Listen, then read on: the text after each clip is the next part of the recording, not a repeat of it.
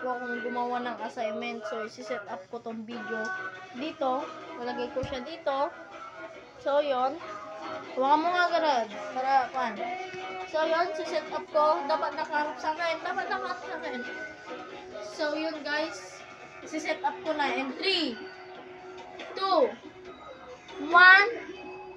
So, yun guys. Lang, check natin kung maayos ba. Yun o. On.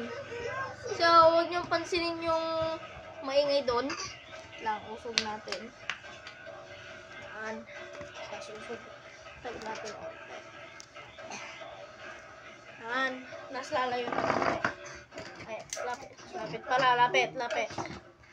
So, huwag yung pong pakinggan yung maingay doon. Kasi nanonood po sila. So, ang assignment ko ay anong meaning daw ng ICT. So, ito, nag-research na ako. Ito, isusulat ko siya dito, ito-transfer ko. Tapos, itong math, nahihirapan ako guys, kasi usang gala, ang hirap. Ang hirap guys, promise. Kaya bababa ko yan. Mapapatulong tayo kay mama. So, magsusulat ako dito. Hayaan nyo lang yung maingay doon. So, magsusulat na tayo dito guys. Lang, usog pa natin mga kaibigan. Yan, check natin kung nag-charge. Kasi lobat tong phone ko eh. Yan. So, dyan muna kayo guys. Ipa-timelapse ko na lang. Timelapse ko na lang guys. Update ko na lang kayo kung tapos na. 3, 2, 1.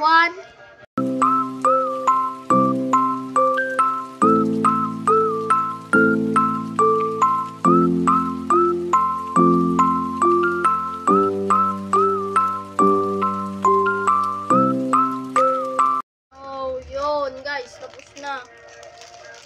So, ito. Natapon ko na.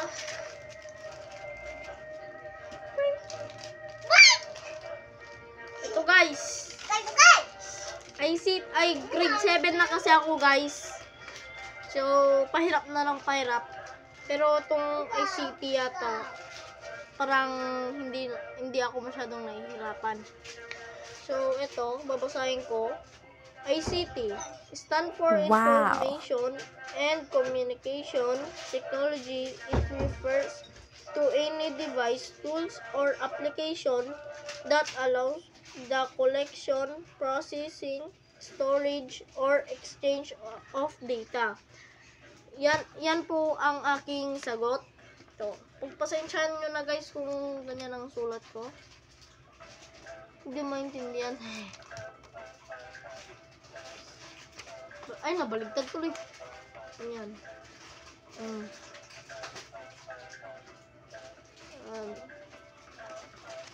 Ulitin ko para alam nyo. ICT stand for Information and Communication Technology. It refers to any device, tool or application that allow the collection, processing, storage, or exchange of data. Yun guys. So, madali lang naman. Nag-research lang ako kanina. Anong meaning ng ICT? So, ito ang lumabas guys. Ito ang lumabas. Itong ICT stand for Information and Communication Technology. Ito guys. Ito yung binasa ko. Para kung maintindihan nyo, slow tayo. Ulitin ko guys para sa inyo. ICT stand for Information and Communication Technology. It refers, di ko mabalikas tuloy, to any device, tool, or application that allows the collection, processing, storage, or exchange of data. Yun. Ito ang answer ko. So, guys, pusang gala. Nahihirapan ako dito sa math, promise. itong math na to, hindi, madali lang naman siya. Ang gagawin nyo guys, yung ganito, ano to? Ano ba to? Polygon. Ito. Dito na kami sa polygon, sa math. Number of side, dito. Itong side dito, bibilangin mo yan. So, bibilangin ko 1, 2, 3, 4, 5, 6. So, ilalagay mo dito. Kita ba? Dito. 6. Oh, yan. Bibilangin mo lang. Oh, ito, nadagdagan na naman. Oh, 6. Oh, bilangin mo. Bibilangin natin. Oh, ilagay mo dyan yung sagot mo, 7. Pero, madali lang dito, guys. Pero, nahihirapan ako dito sa name of the figure.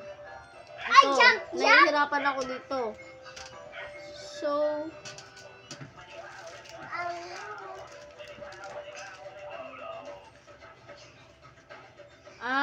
gets ko na guys. Uulitin ko pala dito.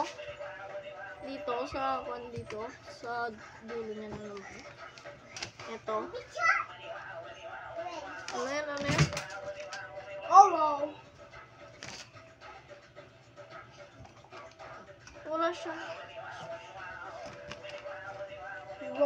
Wala. Hindi sila magkaiba pala sa kwan. Magkaiba sa likod. Kaysa sa harap. Dito, ito naman, of interior angels. So, kwan. Dito naman, measure of each angel. Magkwan. Pero nanilito ako dito, tas name of polygon.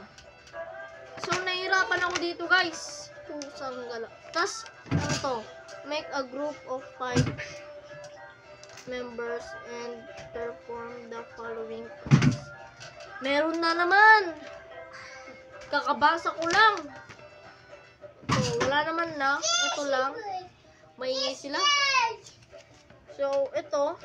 Tapos na. Nandito yung correction ko. Nandito yung one. Ito pala yung bag na kalimutan. Ay, papakita ko lang ng mga subject ko, guys.